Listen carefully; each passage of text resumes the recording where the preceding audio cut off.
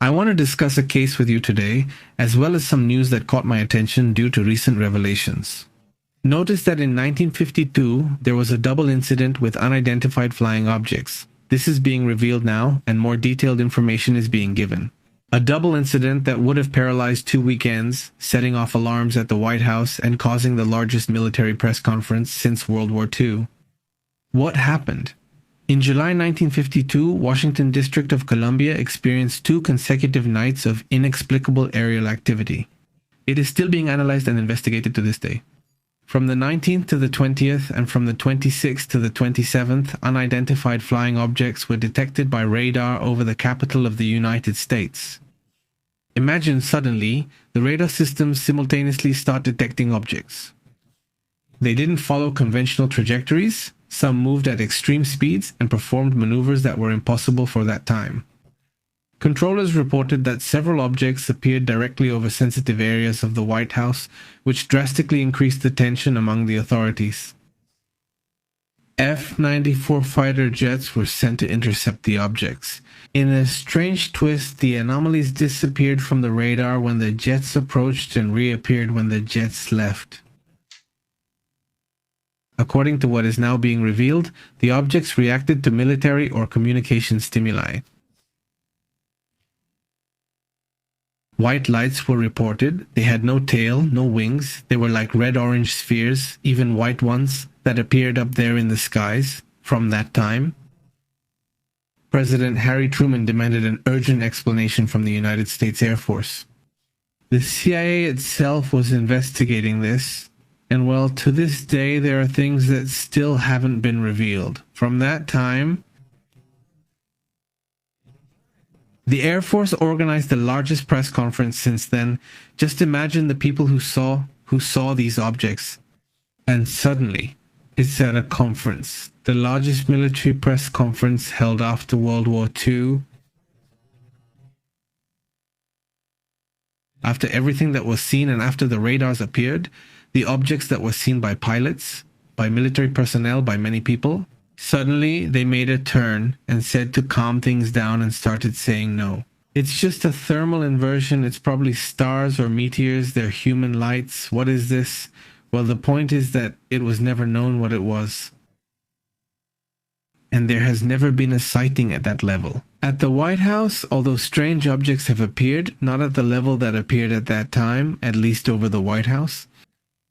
As a result of these events, the famous Robertson Panel of 1912 was formed, which has been around since those dates. Since the 50s, there has been a clash between the skeptics who said the government's narrative is correct. Nothing happened, nothing came out despite the evidence, but another narrative that we now know is the correct one. Which was, well, those objects were there, and now we can, at this moment, know that the objects are there. And it's not just me saying this, it's military personnel and scientists, even the United States Congress, which is investigating cases, even current ones. The investigations lasted for years at that time. To this day, there isn't a conclusion, at least not a public or interesting one.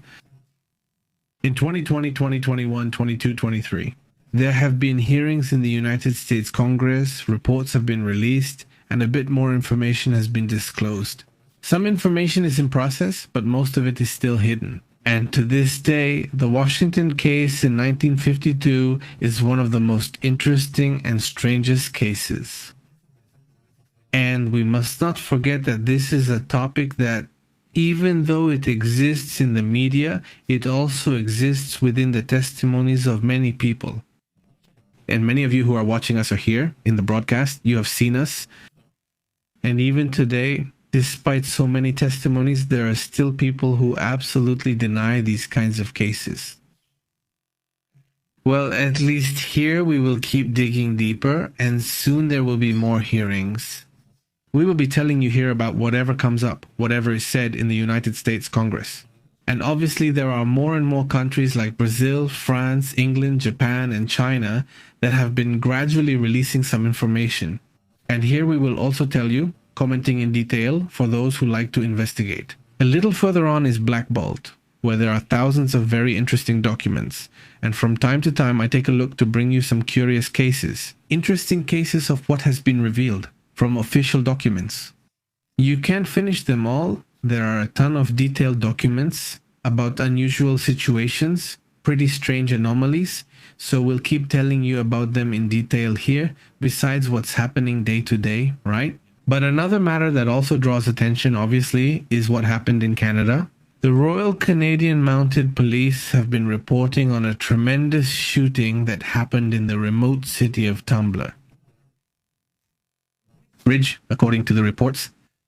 Let's go into the details of what is known at this moment, but there have already been victims who lost their lives in this incident. In this case, let me show you this situation. Let's go. Let me go to the map right away to locate it exactly. Honestly, I hadn't heard of this place before. This is in British Columbia, and right now the eyes of the international media are turning to look at this remote place in Canada. Look where it is. It's quite a remote place, let's say, far from the most important cities in Canada and in this region. Look, here it is. This is the alert that's there. It's a warning that Google puts up when something bad happens. Look, there's the Tumbler shooting, a high school. Just look at that. And there's the Google alert already up, huh? Incredible. Let's go into the details of what happened. The shooting took place in Tumbler Bridge, a remote town about 1,100 kilometers from Vancouver. The attack began at a high school where 7 people are reported to have died, and then the shooting continued at a nearby house where 2 more victims were found dead. So that's 9 already. Apart from the 9 dead, there are 27 injured, including 2 in critical condition and 25 with minor injuries. The Royal Mounted Police reportedly responded immediately, entering the educational center after an active shooter alert. They found 6 people dead and a 7th victim who died on the way to the hospital. The alleged attacker was found dead. According to the authorities, the wound he had was self-inflicted. That is, he took his own life after committing that crime. The Tumbler Bridge Health Center declared a code orange, mobilizing all resources to care for multiple victims and restricting general access. 100 people, including students and school staff, were safely evacuated from the scene. All elementary and secondary schools in Tumbler Bridge will be closed for the rest of the week as a precaution and for mourning. How hard this situation is. The school district announced that they will offer psychological support services to the community and will soon notify where they will be available. The emergency alert has been lifted. There is no longer an emergency. It has ended. The Minister of Security of British Columbia confirmed that there are no more suspects and no imminent danger to the population. Minister Nina Kruger described the incident as devastating and thanked the bravery and quick response of the first responders. The community is deeply shocked. How hard? What a terrible situation. Well, folks, let's move on to other serious topics. That's how today starts with this information. This happened in the last hours of the 10th. Today is February 11th, by the way. Thank you very much to the community that's watching us live. Thank you for joining us so early, right? Anyway, there are some reports I want to share with you right away. Look, yesterday I was telling you about the situation with Norway. Norway is raising alarms, and with Russia, they're seeing things happening. Yesterday, the General and Minister of Defense was talking about the risks that lie ahead with Russia, especially because Norway is very close to the largest nuclear facilities located on the Kola Peninsula in the northwest of Russia. There is a base there where they keep the intercontinental missiles, the Russian ones themselves. Right now, Norway has once again come out to warn about zero transparency. On this occasion, Prime Minister Johan Gerestor says that his country is facing a very serious security situation. The most serious one since World War II. That is the internal security, which is internal security, the National Intelligence Service, which is internal intelligence, and the national security, which is national security. They have been publishing an annual report in which they point out that there are a series of growing threats of espionage, sabotage, and hybrid warfare. Right now, something similar to what Estonia mentioned. Remember? I also told you about Estonia's annual intelligence report. This time it's Norway's. According to the document, there is an increase in Russian intelligence activity, especially on the Norwegian-Russian border, which is approximately 197 kilometers on land, but 1,750 kilometers by sea. And there are fears that acts of sabotage against energy and military infrastructure are already taking place. If we look at the details of the map and focus on this part of Europe, Northern Europe, this is the area I'm referring to. It's 197 kilometers from here, plus the many kilometers of maritime border with Russia. So obviously this is what it is. Here's the border with Finland. All of this is the border with Norway. I mean, Norway is along this whole line. All of this is the border, this peninsula, the Kola Peninsula. This is where Russia's largest nuclear weapons are located. So here on this border, have they been watching how Russian intelligence is mobilizing? That's why there are suspicions that something is going on there. Is there fear of sabotage? Also, the report describes an expanding hybrid war, espionage and disinformation, foreign influence, and cyber operations that could target strategic objectives in that country. The internal security warns that Moscow could try to recruit Ukrainian refugees in Europe. And that Russia, therefore, obviously, that they have that interest in Russia. Although it is not identified as an immediate threat, Norway is closely monitoring China's expansion in the Arctic and its geostrategic interests and long-term intelligence activities. Although China is not seen as a direct threat at this time. Regarding the issue of Greenlandia, they state that the Arctic is a topic that, in the long term, could indeed involve the Chinese themselves. The Norwegian government has requested more funds from Parliament for defense and support to Ukraine, justifying that the external threat requires greater investment in security and long-term preparedness. Well, that's what Norway is warning about today. By the way, Venezuela denies having sent oil to Israel. Caracas rejects reports about an alleged sale of crude oil to the Middle East, calling the information false. Bloomberg reported this, if I'm not mistaken. But well, now Venezuela says that's not the case. We'll see who confirms it, but for now, the Venezuelan government does not acknowledge this sale. Meanwhile, let me quickly tell you that the Mexican Ministry of Defense is purchasing 10 helicopters and drones for the Mexican Air Force. The Mexican government is strengthening the operational capacity of the Air Force with the acquisition of multi-purpose helicopters and unmanned aircraft with strategic range. According to reports from Airbase Number 1, well, this was said by General Ricardo Trevilla himself and President Claudia Sheinbaum, who were both present there. It's certainly an interesting topic. You don't really see much of those kinds of movements lately, and now this information comes out. Another issue we also talk about is Trump. The President of the United States claims that he plans to launch ground attacks within Latin America, meaning he would be targeting attacks against organized crime inside Latin America.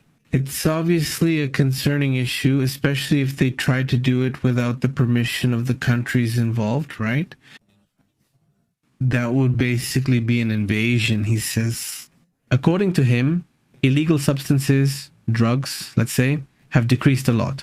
For example, the issue of fentanyl, etc., he claims it has dropped by about 33%. He says that now they're going to start attacking on land, that they're taking care of the boats, but now they're going to go by land. It's not very clear where, in Venezuela, in Colombia, in Mexico, where they're supposedly going to try to operate. So far, the Trump administration's operations have officially left 126 people dead, at least up to the most recent dates. I actually think it's more than that, you know? But anyway, they say it's 126 people now. There has also been cooperation between the United States and Colombia in joint operations. And they intercepted a semi-submersible that was carrying about 10 tons of cocaine, and 4 crew members on the vessel were arrested. Well, a topic that obviously continues to be important, and that was supposedly the main reason for detaining Maduro. Right? Later he talked to us a lot about the topic, but let's say that was the first reason, let's say, that he gave, right? Supposedly being done with the Cartel of the Suns and with who knows how many other issues. Well, that's how things are. Meanwhile, let's move on to another important matter. At this moment, it's being reported that they're supposedly preparing in Washington for military attacks. And the United States Army would be ready to attack in a series of massive deployments with ships, bombers, and personnel in the region. The forces deployed against Iran are starting to make the Iranians nervous. Just look at Donald Trump. What he says is that if there are no nuclear weapons, if there are no missiles, in other words, if that can be agreed upon, there would be no attack. But if that agreement is not reached, there will be a military attack in the next few hours. We will be watching the meeting between Trump and Netanyahu. It will be very interesting to be able to comment on that topic because they could give key signals there about whether there will be an attack soon, right? The President of the United States stated this yesterday, February 10th. Is a good agreement being prepared? Supposedly not, but no, there hasn't been that message. In fact, it's more or less the opposite. The Iranians insist that there is still no possibility of an agreement, at least not up to now. Another issue that also draws attention is what's happening in Bangladesh. In Bangladesh, these protests are starting to appear, with both men and women, but especially many women, who are very upset because an Islamist party is trying to rise to power. And, well, it's a party that brings proposals that are very much against women, among other things, nothing good. They are definitely reporting protests. People have been rejecting and raising their voices against a party that they say is called Jamaat-e-Islami, which could have an unprecedented number of votes in the upcoming elections, Thursday's elections. If this is the case, well, they could rise to power or at least have a lot of power from this group, from this party, which they say is quite extreme. Women have been marching day and night with torches, asking that this party not come to power, right? These elections, they say, should represent change and reform. Instead, we are witnessing how women are systematically erased and their rights threatened, would have said Simina Sarmin, 25 years old, one of the activists protesting against this party. We are concerned that these elections could set the country back about 100 years. So be careful, because this problem can happen. And it doesn't just start in one country and then get defeated by another and another. And it's obviously a tremendous situation. By the way, thank you very much to those who are joining us in these broadcasts. Give us a hand with that thumbs up, with that like, by sharing. All of that obviously helps the information reach more people. To support us further, you can use options in the description like Super Chat or membership. For those who support us that way, I really appreciate it. Honestly, thank you for supporting the work we do. When it comes to independent information, it's really appreciated. So any way you can help us is appreciated. Well, we're on Telegram sending notifications when we're live. Also via WhatsApp, you can find us there too. We also have a WhatsApp channel and we're, well, on different social networks, as you already know, right? Thank you again for joining us throughout the day. We keep showing up. We go live here, reporting what's happening. And at night, around 8:30 or 9 at night, Mexico City time. We're already doing a very extensive news podcast, over an hour long, sometimes even up to 2 hours, where we also interact, chat, and talk with the whole community. Thanks for your comments and support. We're reading them and send hugs to all. We'll see you soon with another update.